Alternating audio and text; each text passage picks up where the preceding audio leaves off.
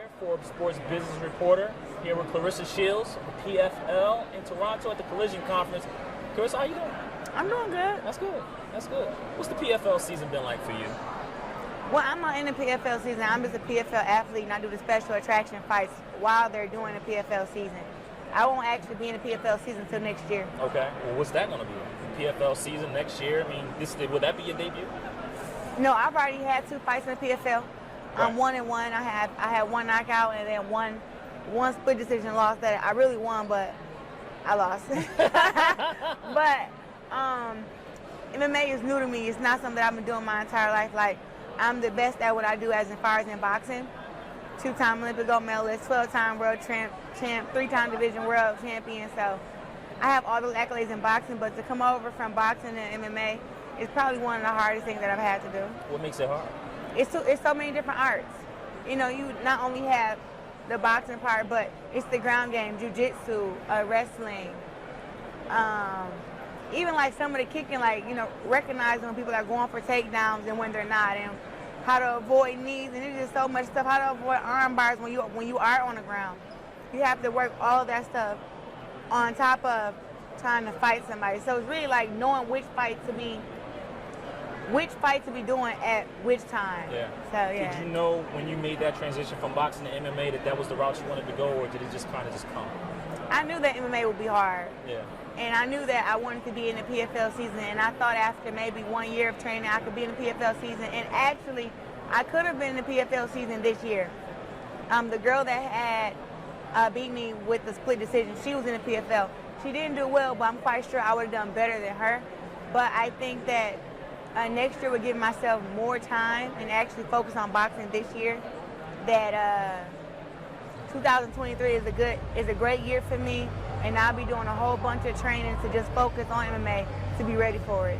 What's the economics been like? Has it been a big change between making boxing salary and making PFL salary, or was it similar? I make more in boxing because I'm the greatest in boxing. Right. You know, the PFL pays me well though to just be starting, to not have an amateur background in MMA or ever fought MMA, to be able to come over and make the money that I'm making with the PFL has been a big game changer. I mean, I get paid well. I have endorsements and sponsorships and all that stuff adds up. Yeah. Now, when you talk about the endorsements and sponsorship side, boxers are a bit like they're independent contractors in a way, right? You have to build your own brand and hopefully you collect something from that. How has that been, building your brand to make sure that you can capitalize on being in this MMA space? You know, I've always built my own brand, even from boxing. Like when I started working with the PFL, I had maybe about 450K followers. Now I'm at 507K followers. Can I get some of those? I only got like 20,000. I'm trying to get to 1 million. It's so hard to get over that million hump. So I'm trying to get there, but I've always controlled that. But now it's more of controlling the storytelling, because I think that my brand would be bigger if I would have been more knowledgeable of how my story was being told in boxing. Yeah. You know, it was a lot of people who are fans of me who at the beginning of my career were actually scared of me because of how the story was being told. Oh, I'm from Flint, Michigan. They were scared of you? You have such a nice smile. They were scared of that? Nobody ever showed that. They only showed the highlights of me beating the girls up and me trash talking to my opponents. Yeah. So a lot of my fans are actually, intimidated and scared to walk up to me and ask a picture, scared to talk to me, scared to even inbox me on social media because they only were seeing the violence, I guess. So I've taken more control over my brand as far as in how I tell my story and how I put myself out there. And I used to be all just boxing, but I've always had a great personality. I've always been very, very nice. I love kids. I've always been big in my community. And I don't think that was spoken about enough. But since I started speaking about it and also making sure that everybody that talks about me speaks about that and not, I was raped when I was 5 and the sexual abuse and all the trauma I went through when I was a kid, like that stuff is in the past, but let's speak about how I made it through all that and what I'm doing now to help others who go through those same things. So just having to change the narrative, like not change the story, but change the storytelling of the story. Yeah. Take me on the business side of that, right? Because a lot of time, I'm still learning how athletes are able to capitalize from having a great social media following. Like, we know how the big names do it, the big players and the athletes, but somebody like yourself, again, still rising in the space, what is that like? How do you capitalize on having even 400,000 followers? Well, for me, you know, Instagram and all of them have their perks. You know, like they want to pay you to make reels and to get viewerships and bring all the eyes. How much do they pay? I mean, you can get 8,500 within a month, but you got to get 85 million views on all your reels. Yeah. And they only give you 1 month to do that. Right. So that's pretty hard unless you're posting every single day and you're like a Instagram, you know, creator. You know, like you're an influencer. I'm not an influencer, I'm a fighter. I spend most of my time training. So I may shoot some videos here and there to post and get some views, but I'm not ever gonna make the $8,500 from Instagram. Yeah. Because I don't post enough.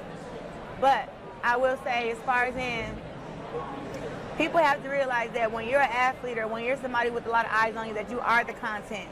People always like what should I post and what should I talk about or what should I be doing? Whatever you want to do, you're the content. So for me, I'm the content, and I continue to be on my social media posting. Either it's fight predictions, if it's my training, if it's me running, if it's me talking, if me doing a funny video. That's all content, and I am my content. But with having a bigger following, you can charge people because I get over 1 million views a week. People are tuning into my page. They want to know what's going on with me. I think we have 2 million views now. But with that, if let's say you have a small business or you have an event coming up and you want me to post it on my actual page, where we get the likes and the comments and me to be supportive of that, either it's a picture or it's a video, but those cost for me to make my fans be your fans. Right. So that's how more people can get paid, and that's how I get paid off for also giving people shout outs in my Instagram story, posting their events, posting them. It's a girl doing my credit right now, like helping me get my credit higher, but instead of me paying her, we're doing the post. Right. I brought a lot of people to her business. Right. So even though she helped me out for free, she got at least 30, 40 more clients just off me making a post saying that, hey, she helped me fix my credit, she can help you fix yours. Yeah. So you have to do things like that, but it's all different kind of avenues. Also too, wearing like, everybody has a sport, everybody has a clothing brand. Everybody. You have your own clothing brand? Yes. You do? Yeah. What's it called? Growth. Growth? Oh, okay. It's the Gwot apparel. Yeah. It's on Claressa Gwot. What is it? ClaressaGwotShields.com. And it's like Gwot, but like a goat, like the greatest of all time. But greatest woman of all time. Greatest woman of all time. Okay, yeah. Gwot. So ClaressaGwotShields.com. Yeah. You can order my shirts, my hoodies. I got Gwot dials. We're about to have Gwot headbands very soon and Gwot gloves. Okay. On there for sale. So, stuff like that. But you can use your Instagram or Facebook or whatever to just let your followers know this is where I'm at. Even on YouTube, I have 28,000 followers there, and I barely post. I'm trying to get better with posting, but all that is how, when you know you have eyes on you, you just capitalize off that, and also know that people want acknowledgement. People want clients, and they see you getting clients, people buying your stuff.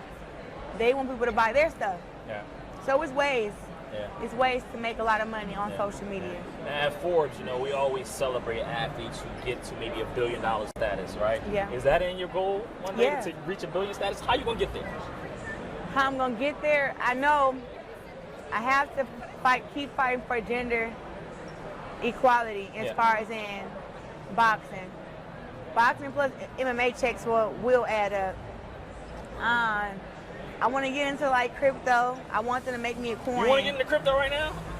Yeah, why not? The market is I know it's down. But that's the time to get in, maybe.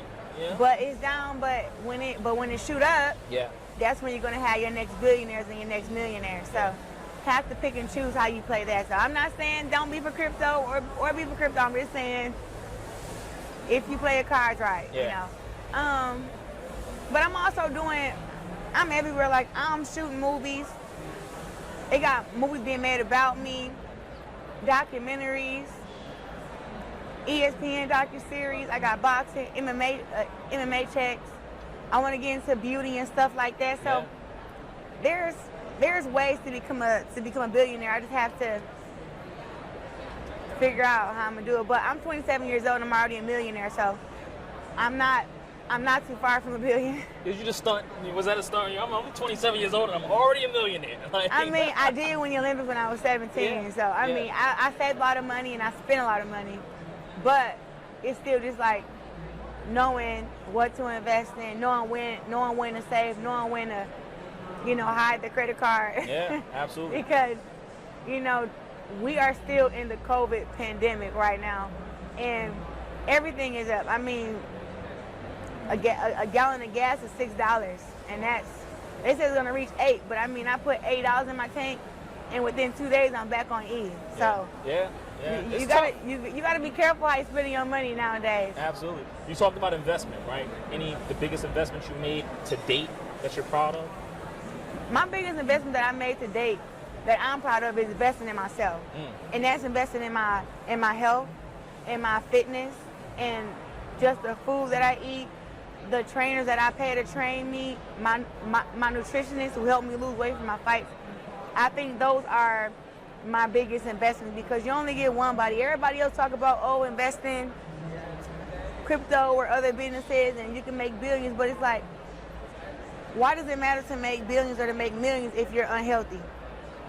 Or if you're gonna die after being rich for a couple years. Yeah. I think the biggest investment that anybody can make is themselves, as far as in taking care of their own body. I'm not saying go and get the surgeries because that's bad too. I'm saying actually, take care of yourself and take care of here. I think I did myself justice when I had signed myself up for therapy for a year during the pandemic, and dealing with everybody deals with depression, everybody deals with anxiety. I didn't start dealing with that stuff till I turned 25. So to deal with depression and deal with anxiety for the first time after being so successful and having just a great career, to actually deal with that and not know what to do. Therapy was great, and it made me overall be a better person. Yeah. At Forbes, we celebrate the entrepreneurial side, right? So I ended on this. What's Claressa Shields' superpower? Claressa Shields' superpower is that I can shine in any room. Okay. I can go anywhere, talk amongst any crowd, and I can relate. I can relate with the gangsters. I can relate with the people that's very smart, with the boxers that box real good, and the ones that don't box that well. I can relate to people that's shy and people that's outspoken.